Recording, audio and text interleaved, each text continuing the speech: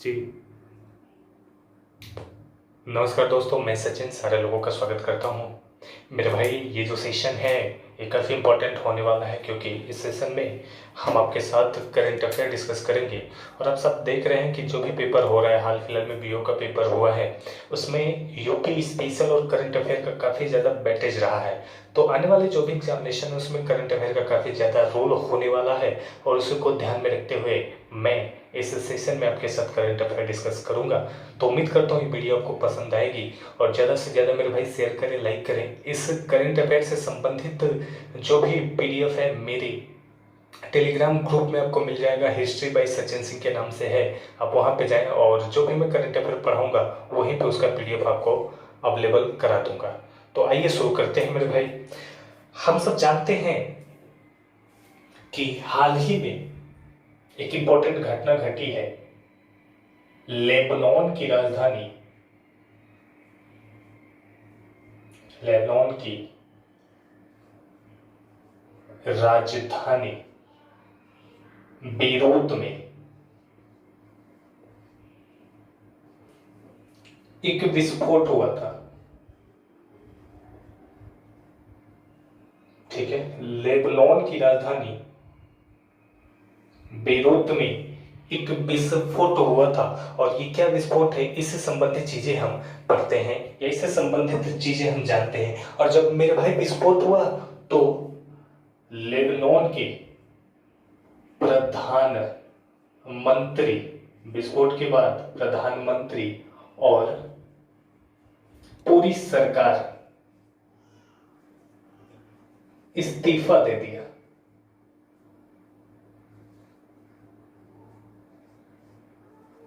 ठीक है, इस्तीफा दे दिया। तो इससे संबंधित क्या क्या चीजें होंगी उसको हम जानते हैं। तो याद रखिएगा, the national council for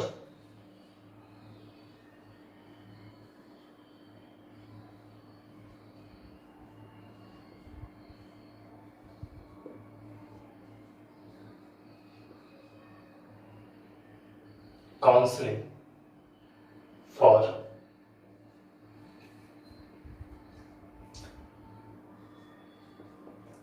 scientific research ने एक रिपोर्ट जारी किया है। The national council for scientific research ने इस विस्फोट से संबंधित एक रिपोर्ट जारी किया है। और याद रखेंगे मेरे भाई, इस रिपोर्ट में इसने बताया है कि लगभग 6 साल से, 6 वर्षों से, 6 साल से लगभग 3000 टन अमोनिया नाइट्रेट रखा था। अमोनिया नाइट्रेट रखा था, और इसी अमोनिया नाइट्रेट के कारण ये भारी विस्फोट देखा गया है। और याद रखेंगे कि इस विस्फोट में लगभग 170 लोग मारे गए, और अमूमन 6000 लोग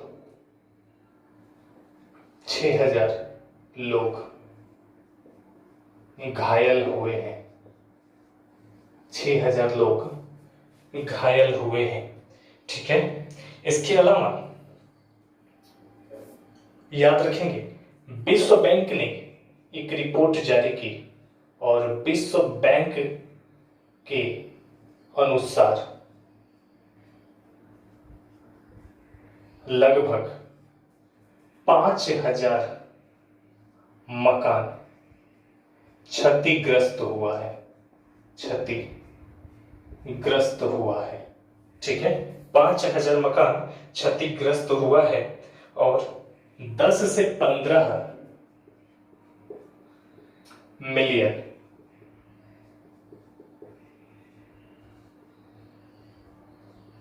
अमेरिकी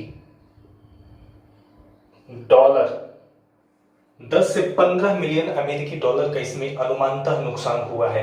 लेकिन सबसे इंपॉर्टेंट सवाल कि विस्फोट के बाद हसन द्वीप, जब विस्फोट हुआ और उस पर जब the national council research for scientific research ने जब इस पे सर्वे किया तो इस सर्वे के बाद विरोध प्रदर्शन होने लगा, जिसके कारण प्रधानमंत्री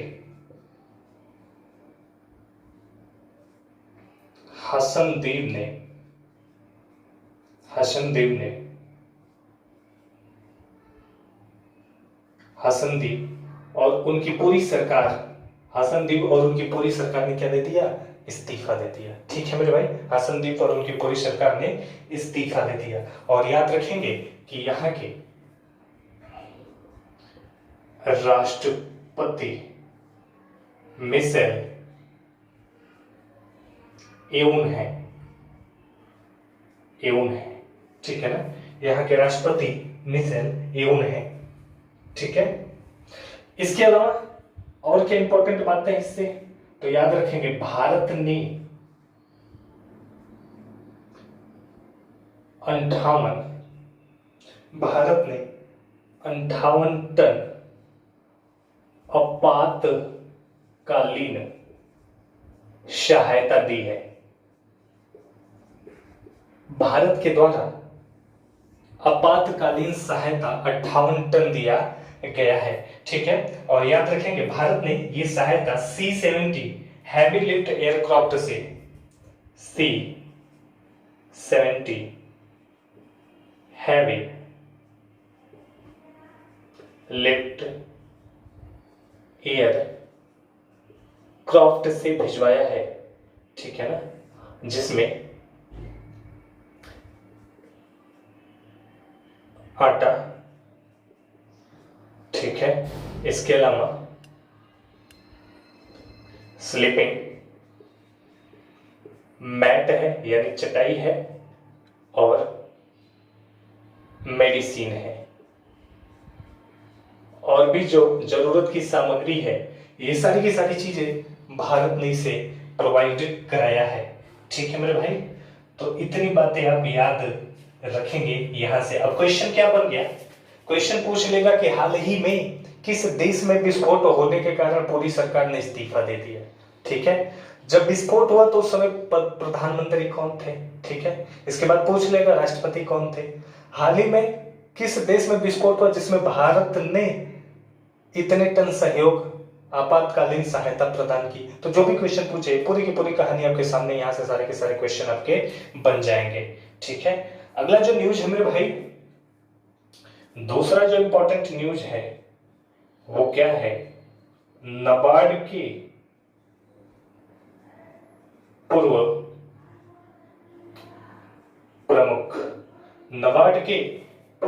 प्रमुख हर्ष कुमार भानवाला को कैपिटल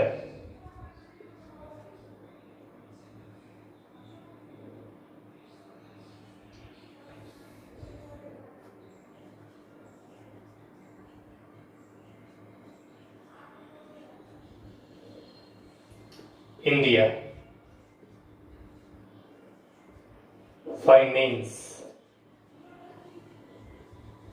लिमिटेड का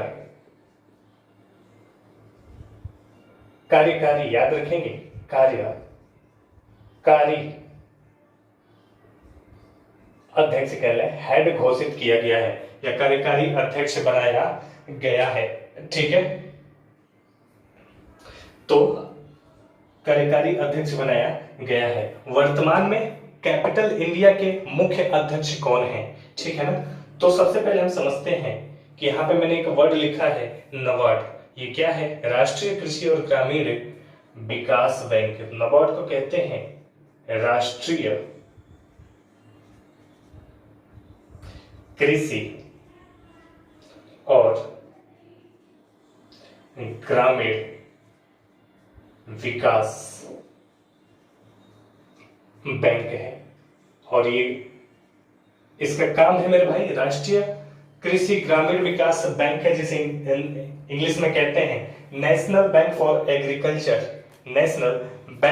एग्रीकल्चर एंड रूरल, यानी राष्ट्रीय कृषि और ग्रामीण विकास बैंक है। ये ग्राम के विकास के लिए ऋण प्रदान करने का कार्य करता है। और इसी के पूर्व हेड थे या पूर्व प्रमुख थे हर्ष कुमार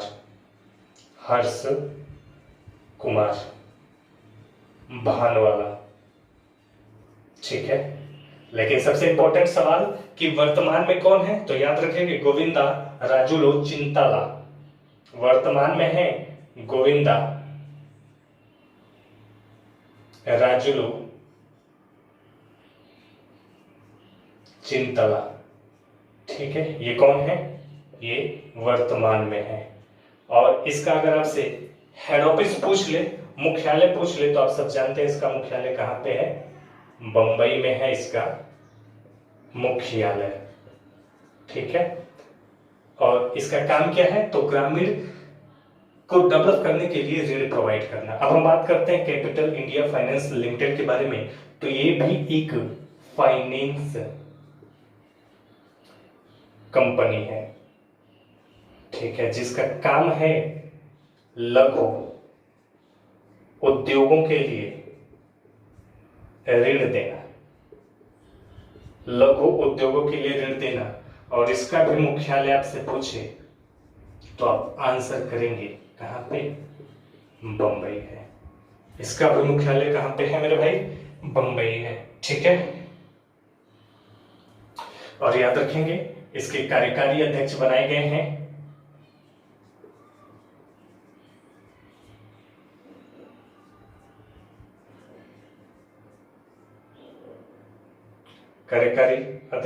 हैं हर्ष कुमार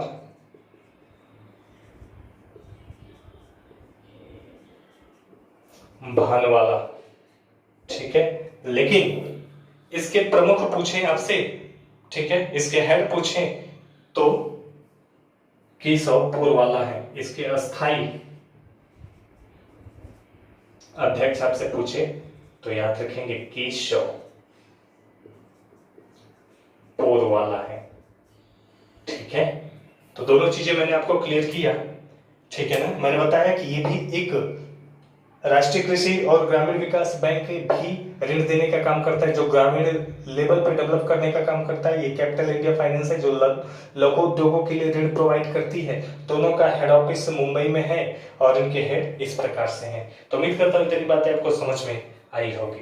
ठीक है, इसके बाद हाल ही में एक न्यूज आया है मेरे दोस्तों, आप सब जानते हैं, अक्षय कुमार से संबंधित। तो आपको आंसर करना है किस पत्रिका के अनुसार अक्षय कुमार को किस, अगला जो इंपॉर्टेंट न्यूज है वो क्या है, लिखेंगे किस पत्रिका के अनुसार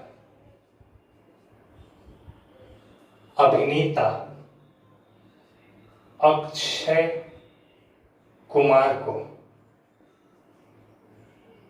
भारत का इकलौता और विश्व का छठा सबसे महंगा एक्टर बताया गया। ठीक है ना, तो आप जानते हैं एक पत्रिका है जिसका नाम है फोर्ब्स पत्रिका, और इस पत्रिका ने, ये साप्ताहिक पत्रिका है और याद रखेंगे कि ये यूएसए की पत्रिका है। ठीक है, और इस पत्रिका ने हाल ही में 10 अभिनेताओं की सूची जारी की थी और इस सूची के अनुसार 1 जून 2019 से 1 जून 2020 के बीच में अभिनेता, इधर लिखता हूं, अभिनेता अक्षय कुमार ने 1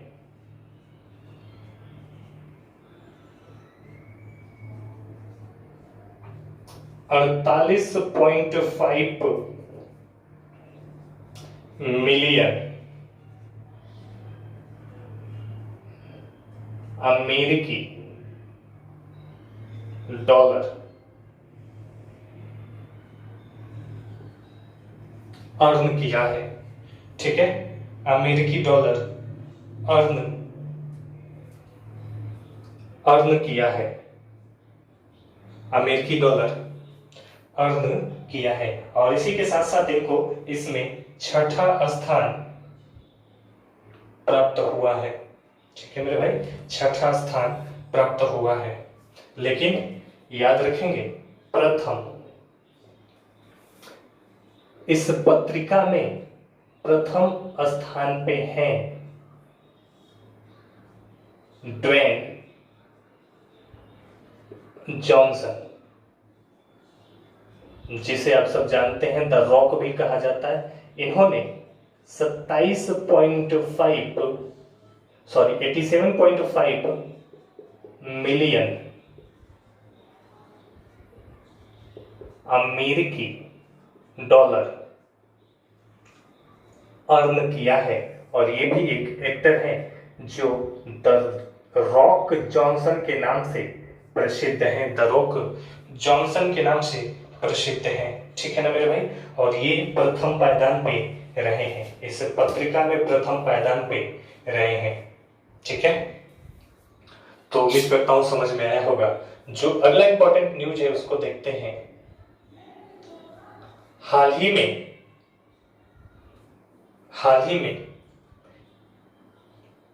केंद्रीय गृह मंत्री ने हाल ही में गृह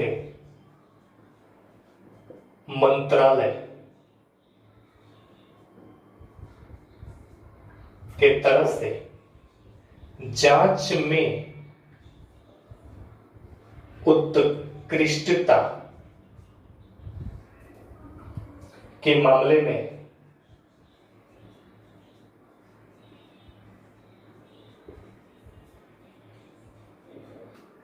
गृह मंत्री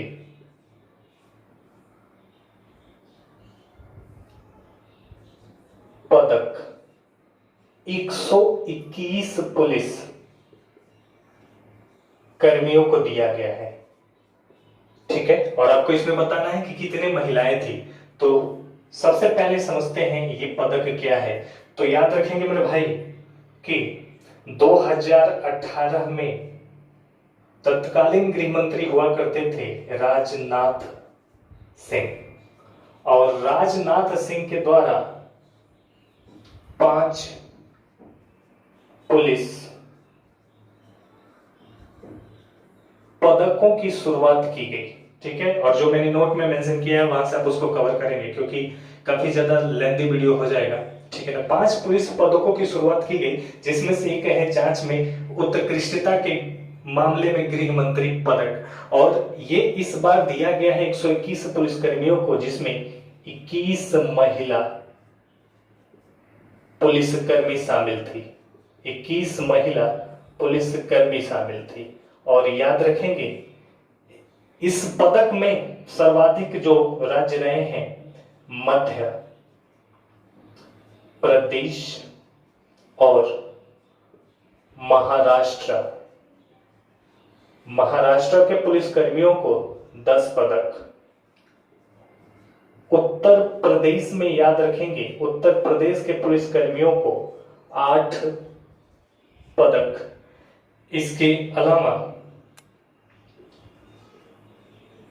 पश्चिम बंगाल के पुलिसकर्मियों को 7 पदक दिया गया है। इसके अलावा याद रखेंगे सीबीआई भी इसमें शामिल था। तो पश्चिम बंगाल के पुलिसकर्मियों को 7 पदक दिया गया है। ठीक है ना, और याद रख लेंगे केरल में भी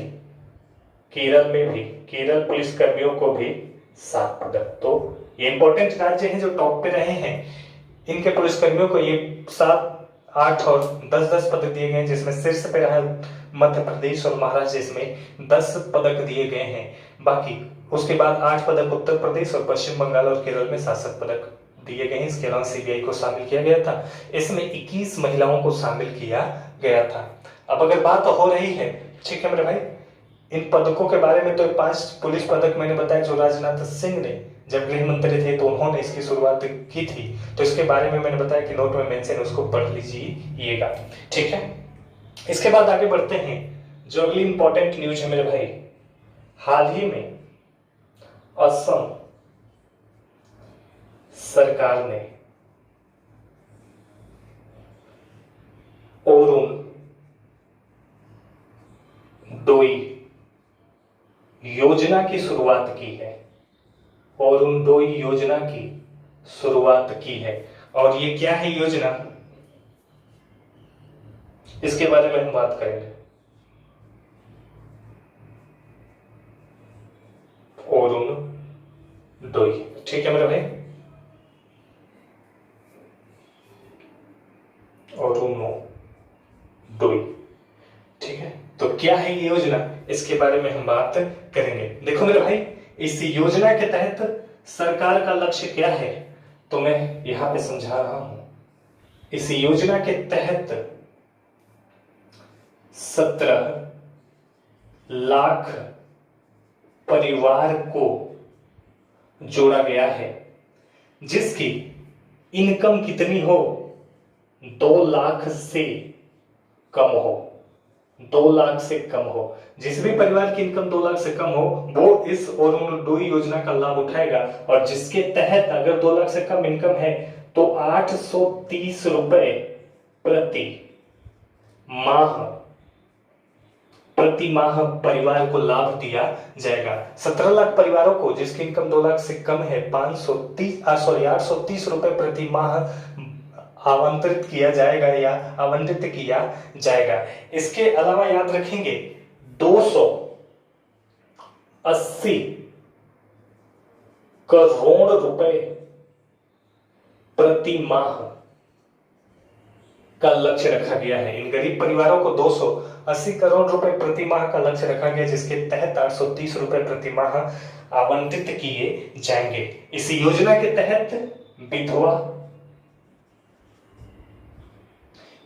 तलाकशुदा, ठीक है, इस योजना के तहत विधवा, तलाकशुदा, अविवाहित महिला और अपाहिज व्यक्ति को प्राथमिकता की बात की गई है। इनको इसका लाभ मिलेगा, प्राथमिकता की बात की गई है। इन सारे के सारे लोगों को इसका लाभ मिलेगा, ठीक है। अब असम की अगर राजधानी की बात करें तो आप सब जानते हैं कि इसकी राजधानी है दिसपुर, ठीक है। मुख्यमंत्री की बात करें तो आप सब जानते हैं कि यहाँ के मुख्यमंत्री हैं सर्बानंद सोनोवाल,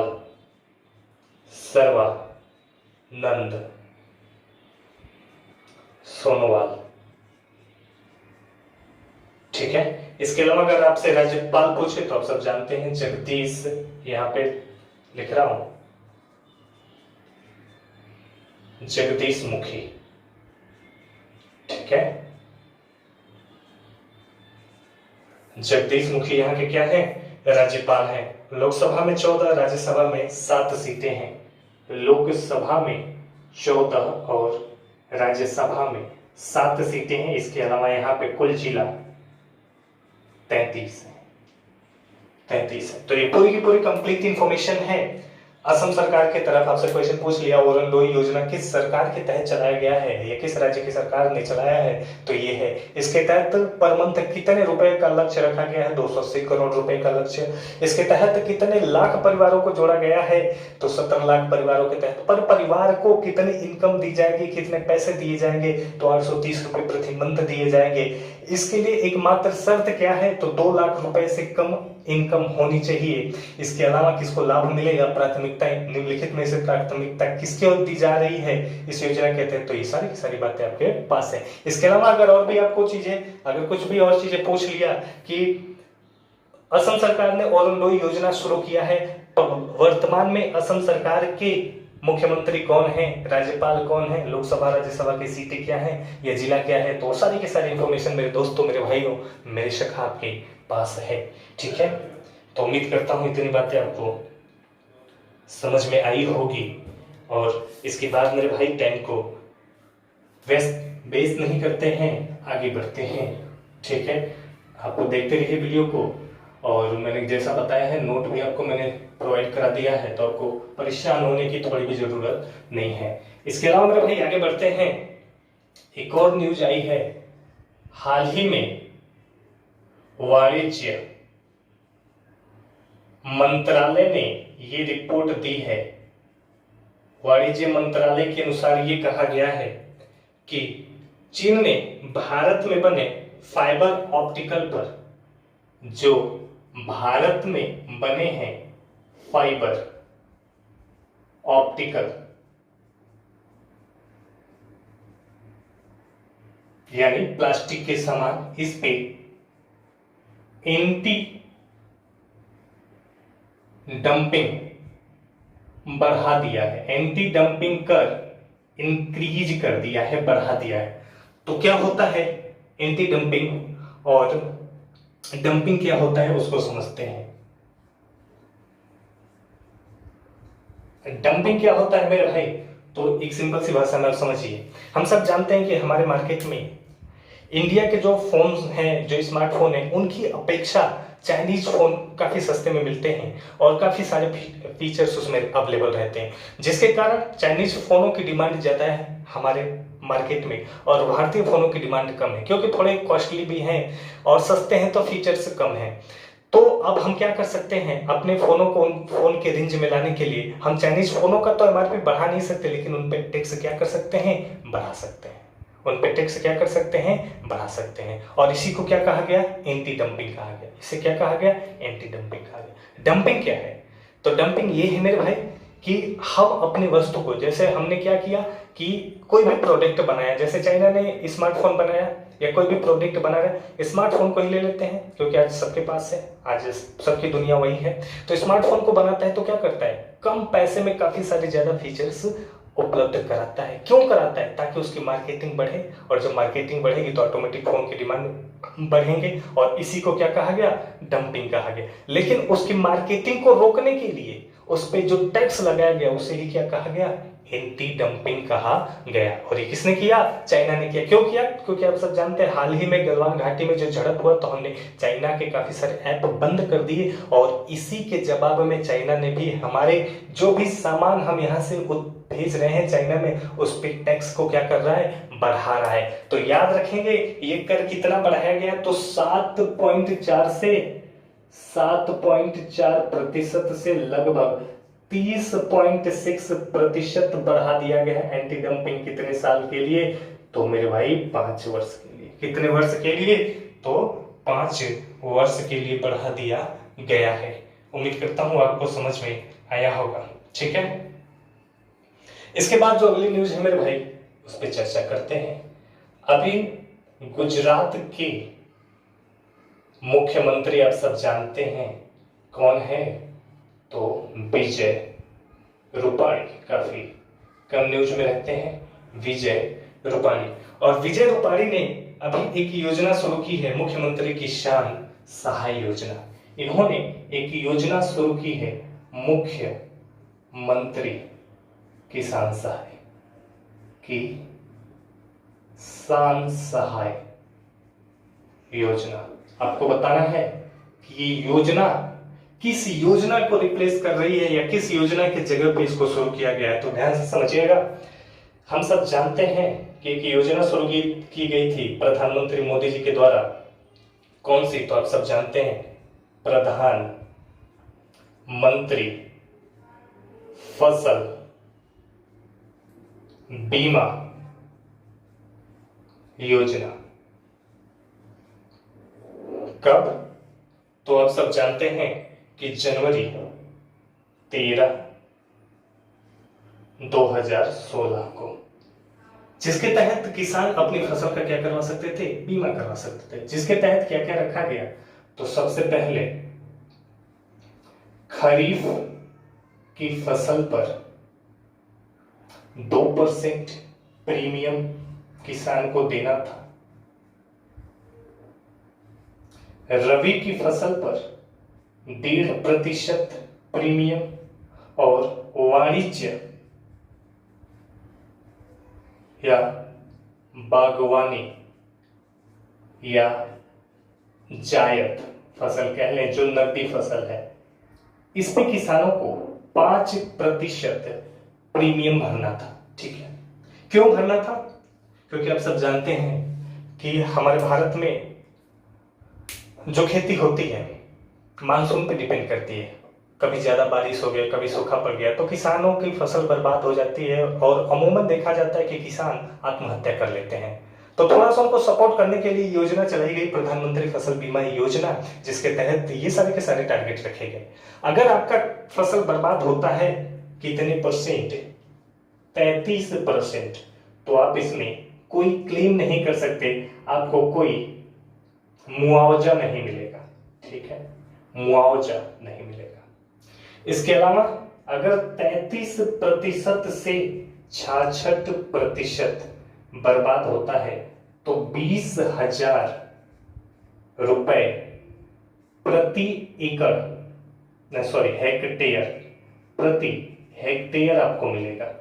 अगर 66% से ज्यादा फसल बर्बाद होती है तो 25,000 रुपए प्रति हेक्टेयर आपको मिलेगा। लेकिन दोस्तों कितने हेक्टेयर तक मिलेगा?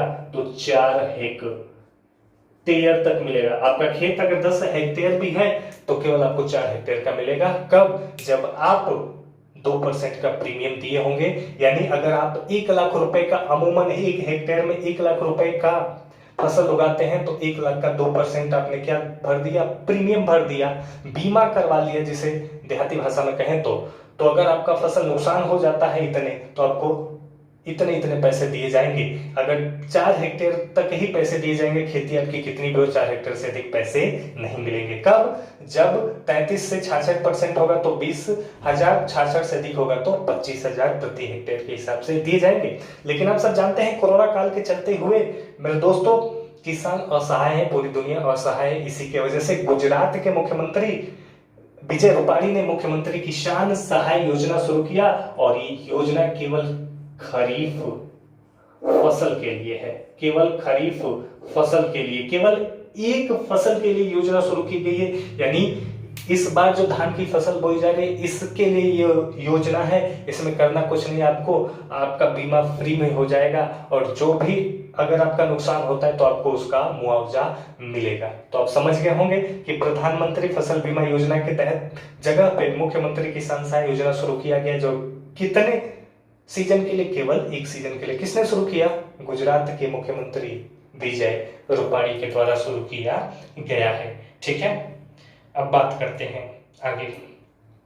ठीक है मेरे भाई, और याद रखेंगे इसमें लगभग 56 लाख किसानों को इसका लाभ दिया जाएगा। सरकार ने, गुजरात सरकार ने बताया कि लगभग 56 लाख किसानों को इसका लाभ मिलेगा। और याद रखेंगे इसके राज्यपाल हैं आचार्य देवव्रत। गुजरात के राज्यपाल अगर आपसे पूछ ले तो आचार्य देवव्रत है, और अगर आपसे मुख्यमंत्री पूछे तो अभी मैंने बताया विजय रूपाणी है। ठीक है, विजय रूपाणी है। इसके अलावा याद रखेंगे 26 लोकसभा, 11 राज्यसभा। लोकसभा में 26 और राज्यसभा में 11 सीटें हैं, और यहाँ पे जिलों की संख्या 33 है। ठीक है, तो उम्मीद करता हूँ ये बातें आपको समझ में आई होंगी। कहीं से भी कुछ भी क्वेश्चन आपसे पूछेगा तो आप तुरंत आंसर करेंगे। किस विजय रूपाणी के द्वारा कौन सी योजना शुरू की गई, या मुख्यमंत्री किसान सहाय योजना किस राज्य ने शुरू किया है। ठीक है, ये योजना कितने सालों के लिए है या कितने सीजन के लिए है? तो याद रखेंगे 1 साल 6 महीने 1 सीजन, या खरीफ की फसल के लिए, रबी की फसल के लिए, जायद की फसल के लिए, उपरोक्त में से सभी के लिए। तो आप आंसर करेंगे खरीफ की फसल के लिए। इसके अलावा क्या पूछ लेगा? किस योजना के जगह पे इस योजना को शुरू किया गया है या किस योजना को रिप्लेस कर रहा है? तो आप याद रखेंगे प्रधानमंत्री फसल बीमा योजना की ही जगह पे इसे चलाया गया है। ठीक है, और उसके बाद इससे संबंधित जो भी चीजें हैं मैंने आपको समझा दिया। समझ गए मेरे भाई? या ये मौजूदा किस योजना की जगह लगी? ठीक है ना, या ये नहीं कह सकते भाई कि योजना बंद नहीं हुई है, ये मौजूदा योजना की जगह पे चलाई गई है। ठीक है ना, समझ रहे हैं आप बातों को? ठीक है, अभी एक और अगला न्यूज देखते हैं। ठीक है, हाल ही में, इसको रफ कर लो फिर मैं बताता हूं।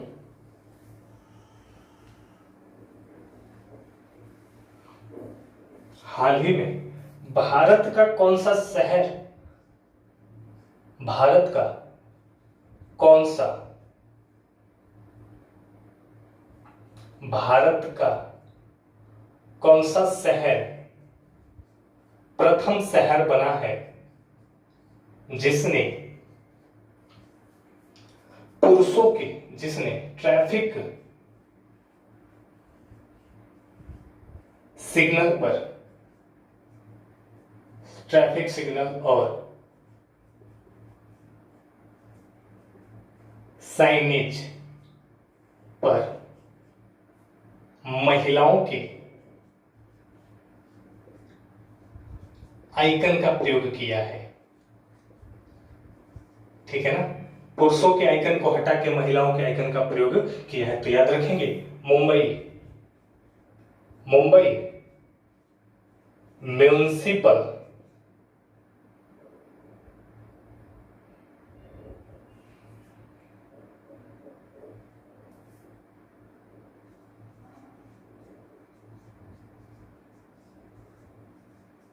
कारपोरेशन, कारपोरेशन ने हाल ही में पुरुषों का आइकन चेंज करके ट्रैफिक सिग्नल पे किसका लगाया? महिलाओं का। ठीक है, पुरुषों का आइकन चेंज करके महिलाओं का आइकन लगाया है ट्रैफिक सिग्नल और साइनेजेस पे, यानी अब ट्रैफिक सिग्नल पे महिलाओं के प्रतिबिंब को दिखाया जाएगा। ठीक है, इसके बाद मुंबई की अगर बात करें तो आप सब जानते हैं कि इसके राज्यपाल भगत सिंह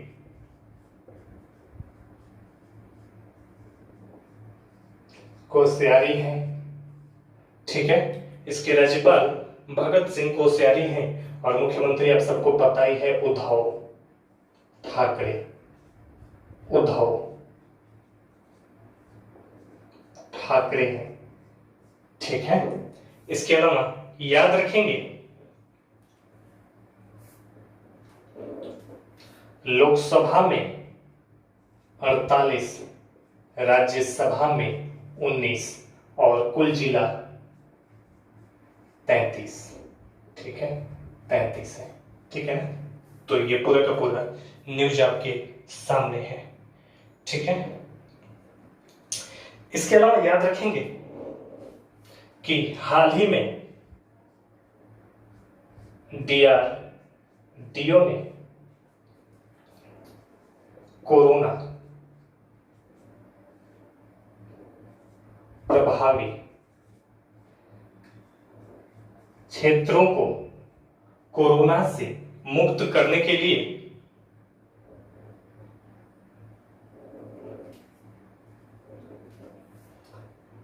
कोरोना प्रभावित क्षेत्रों को कोरोना संक्रमण से मुक्त करने के लिए पराबैंगनी विसंक्रमण, पराबैंगनी विसंक्रमण टावर का प्रयोग किया है, जिसका नाम क्या है? ठीक है, जिसका नाम क्या है? तो आप सब जानते हैं कि डीआरडीओ की स्थापना 1951 में हुई थी। इसके हेड डॉक्टर सतीश जी रेड्डी हैं। और याद रखेंगे, ये रक्षा मंत्रालय के तहत या भारत की रक्षा से संबंधित चीजों पे वर्क करता है। और आप सब जानते हैं 1960 में इसने अपना प्रथम प्रोजेक्ट बनाया था जिसे इंडिगो कहा गया। और याद रखेंगे इसके तहत 1960 में इसने अपना प्रथम प्रोजेक्ट बनाया था या परियोजना बनाया था जिसे इंडिगो कहा गया, जिसके तहत सतह से हवा में मार करने के लिए मिसाइलों को डेवलप करना था, जिसका उद्देश्य सतह से हवा में मार करने वाली मिसाइलों को डेवलप करना था। लेकिन ये क्या हो गया, फेल हो गया। ठीक है। और इसका मुख्यालय आपसे अगर पूछे तो आप सब जानते हैं इसका मुख्यालय कहाँ पे है, तो दिल्ली है। दिल्ली में है इसका हेड क्वार्टर। ठीक है मेरे भाई। तो अब हम बात करते हैं कि इसने पराबैंगनी डिस इंफेक्शन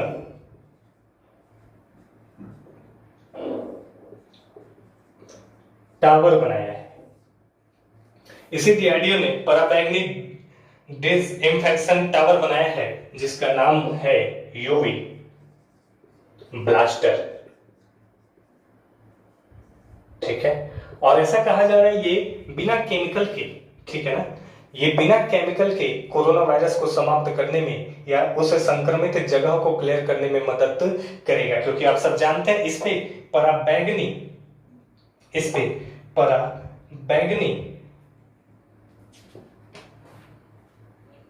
वायलेट या अल्ट्रा वायलेट लैंप लगा है। इस पे अल्ट्रा वायलेट लैंप का प्रयोग किया गया है और इसी की मदद से ये कोरोना संक्रमण वाले क्षेत्रों को बहुत जल्दी सुधार करेगा। रक्षा मंत्रालय ने इसी से संबंधित एक रिपोर्ट जारी की है और रक्षा मंत्रालय के अनुसार 12x12 फीट का अगर रूम है तो ये इसे 10 मिनट में क्या कर सकता है, कोरोना संक्रमण से मुक्त कर सकता है। तो उम्मीद करता हूं इतनी बातें आपको समझ में आई होंगी। ठीक है। इसके बाद हम बात करें अगले न्यूज के बारे में। तो हाल ही में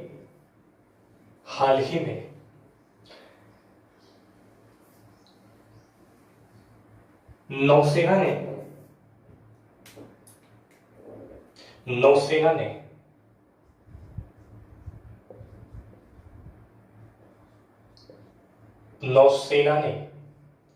कोरोना काल में भारतीयों को विदेश से भारत लाने के लिए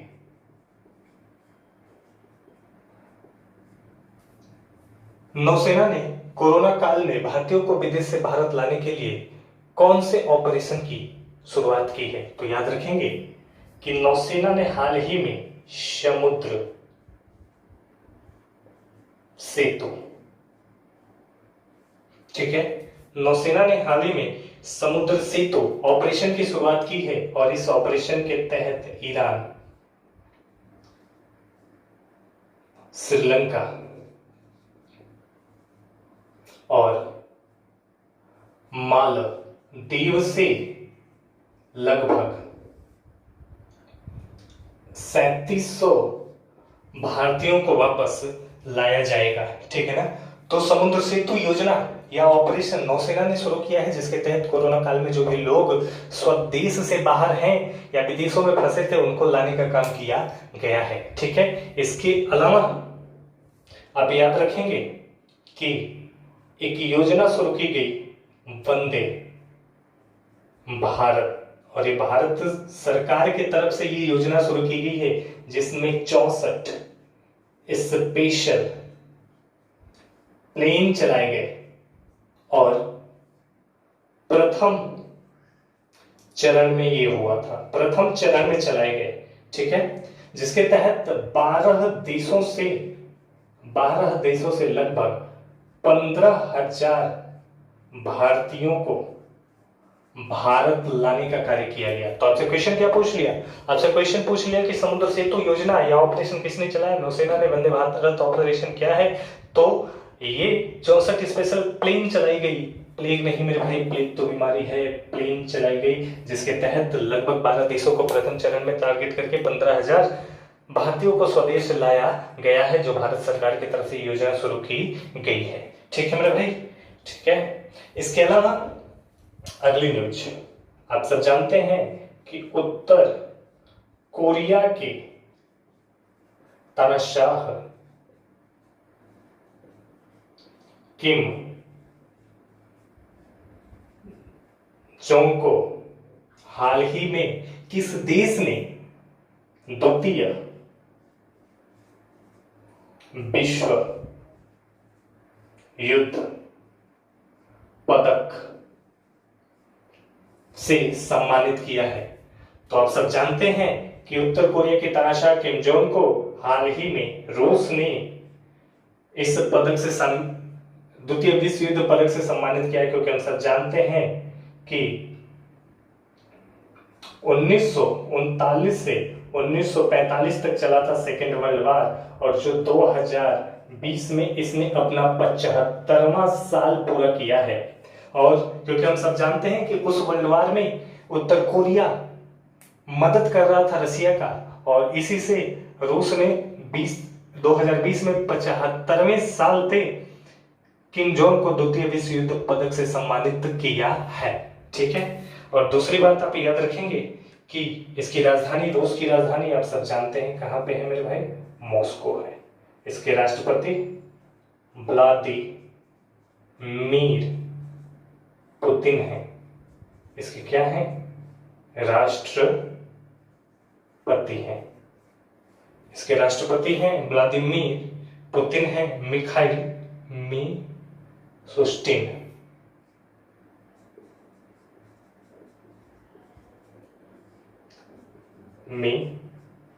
मिशुस्तिन इसके क्या है? तो राष्ट्रपति हैं। ठीक है मेरे भाई। और आप सब जानते हैं कि यहाँ की मुद्रा क्या है? तो रूबल है। यहाँ की मुद्रा रूबल है। तो ये सारी की सारी बातें आपको याद रखनी है। ठीक है। इसके बाद आगे बढ़ते हैं और बात करते हैं कि हाल ही में किस राज्य ने एग्जिट ऐप लॉन्च किया?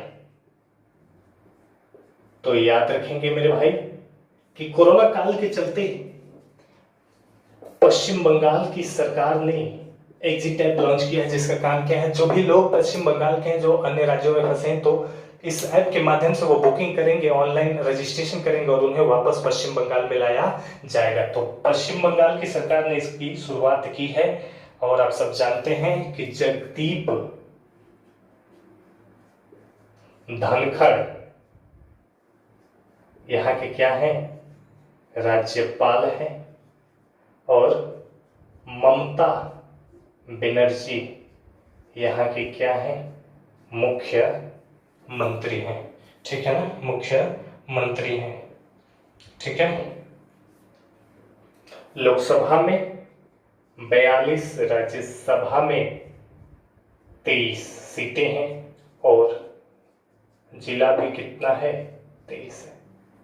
ठीक है ना? जिला भी कितना है? 23 है। भाई राज्यसभा में 16 सीटें और जिला कितना है? 23 है। तो ये बातें आप याद रखेंगे। इसके बाद आप सब जानते हैं कि एक और न्यूज देखते हैं आज की क्लास में, जो अंतिम न्यूज होगा। अभी आपने देखा है कि भारत ने मालदीव के साथ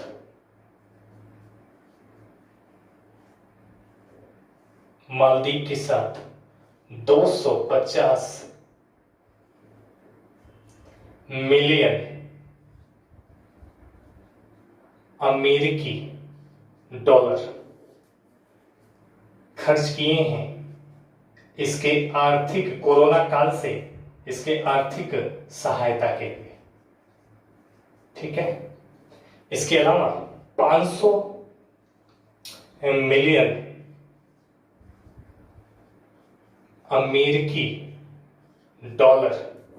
इसकी राजधानी माले से, ठीक है ना, माले से 3 पड़ोसी द्वीपों को जोड़ने के लिए, ठीक है, माले या ग्रेटर माले प्रोजेक्ट पे, तो ये पूरी की पूरी न्यूज है। मैं बताता हूं कि मालदीव के साथ हाल ही में एक घोषणा हुई है, और आप सब जानते हैं कि हमारे विदेश मंत्री एस जयशंकर और मालदीव के विदेश मंत्री अब्दुल्ला